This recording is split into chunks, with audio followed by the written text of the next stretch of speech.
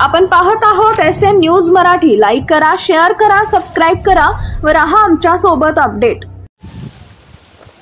श्रावणानंतरच्या पहिल्या अमावस्येला संपूर्ण महाराष्ट्रामध्ये शेतकऱ्यांचे जे जिव्हाळ्याचे मुलाप्रमाणे मुख्य जनावरांना सांभाळतात त्यामध्ये बैल हा प्रामुख्याने शेतकऱ्यांना मदत करणारा प्राणी आहे। त्या बैलाचं पूजन आणि बैलाला पुरणपोळीचा नैवेद्य दाखवला जातो। असा बैलपोळा आपल्या या भागामध्ये मोठ्या उत्साहात बळीराजा साजरे करतात। लहानपणी आम्ही ज्यावेळेस शाळा शिकत असायचो त्यावेळेस सुद्धा आमच्या घरी मोठ्या प्रमाणात जनावरं होती, बैल होती आणि त्याची आठवण मला आज परत होते।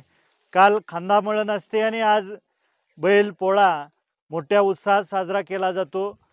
या तमाम तालुक्यातल्या आणि मतदारसंघातल्या बळीराजाला या बैलपोळ्याच्या खूप खूप शुभेच्छा देतो आणि मोठ्या उत्साहात बैलपोळा साजरा करत असताना कुठेही इजा होणार नाही याची सर्व शेतकऱ्यांनी काळजी घ्यावी।